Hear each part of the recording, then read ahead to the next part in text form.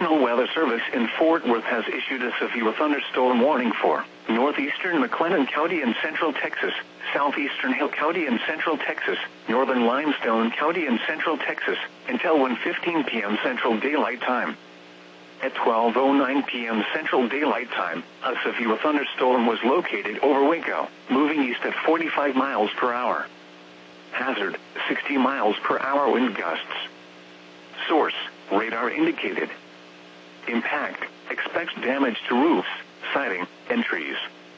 Locations impacted include Waco, Hewitt, Robinson, Belmed, Woodway, Mejia, Lacey Lakeview, Mart, Beverly Hills, Coolidge, Hallsburg, Fort Parker State Park, Northcrest, Golson, Leroy, Mount Calm, Tahuacana, and Ross.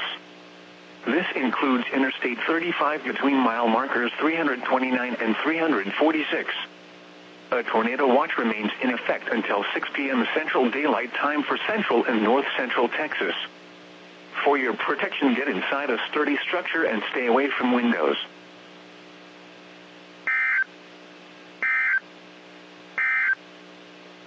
The National